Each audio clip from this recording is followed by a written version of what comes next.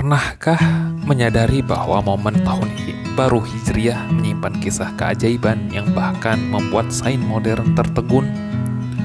Dulu, orang dengan mudah meyakini bahwa mukjizat itu murni kekuatan ilahi. Tapi seiring berkembangnya zaman, sains dan logika mulai mencoba mencari pembenaran fisik dari peristiwa-peristiwa tersebut. Bahkan, kadang menolak hal-hal yang berbau keajaiban. Menariknya, ilmuwan besar Inggris, Profesor William Crookes, justru mengakui bahwa hukum fisika punya batasan dan tidak bisa menebak rahasia alam semesta ini. Hal senada juga diamini oleh filsuf Edward Leroy, bahwa sains tidak mampu menyingkap realitas mutlak dari alam semesta ini.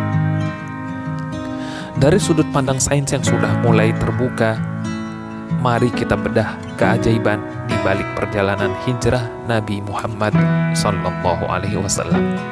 Bayangkan situasi ini. Selama 13 tahun, Nabi Muhammad SAW berdakwah di Mekah. Tapi pengikutnya hanya sedikit. Umat muslim saat itu hidup dalam penderitaan. Mereka diboikot, dikepung di sebuah lembah hingga kelaparan dan terpaksa harus mengungsi ke Habasyah atau Ethiopia sebanyak 2 kali.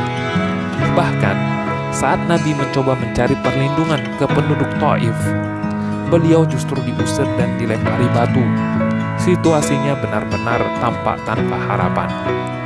Namun, di tengah keputusan kaum kafir Quraisy, seberkas cahaya muncul. Nabi bertemu dengan sekelompok orang dari Madinah atau Yasrib di musim haji. Secara logika militer dan politik bangsa Arab kala itu, keputusan orang-orang Yasrib ini sangat tidak masuk akal. Mengapa? 1. Suku Aus dan Khazraj dari Madinah atau Yasrib berani berjanji melindungi Nabi SAW dan bersiap menghadapi resiko kehilangan harta dan nyawa. Kedua, mereka melakukan ini bukan karena iming-imingi kekuasaan atas negara Arab atau harta rampasan perang, yang mana hal itu bukanlah kebiasaan suku Arab. Ketiga, mereka juga tidak dijanjikan akan menaklukkan tetangga raksasa mereka seperti Kekaisaran Romawi atau Persia. Lalu apa yang membuat mereka rela berkorban? Jawabannya adalah sebuah janji gaib, yaitu surga. Dua suku ini rela menyerahkan segalanya hanya dengan keyakinan yang kuat kepada Nabi SAW, yang bahkan baru mereka temui beberapa kali.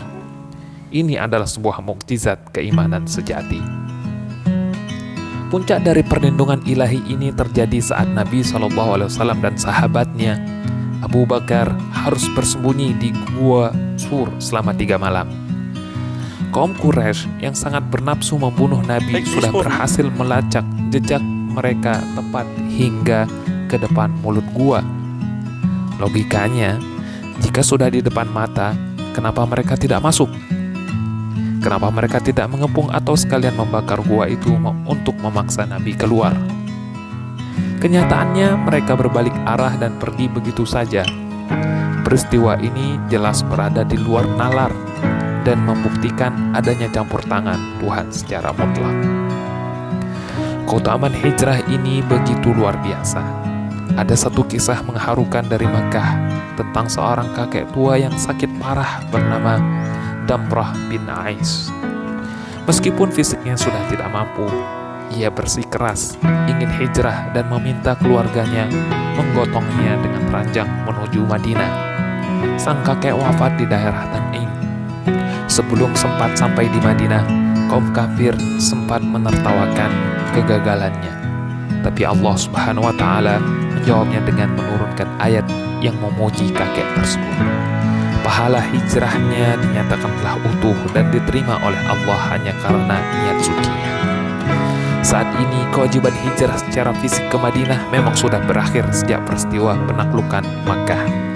Namun seperti sabda Nabi Muhammad SAW, esensi dari hijrah tidak pernah mati. Kesempatan untuk mendapatkan pahala setara hijrah masih terbuka lebar bagi kita semua melalui jihad atau perjuangan dalam kebaikan dan niat yang tulus karena Allah. Jadi, sudahkah kita berhijrah di hari ini?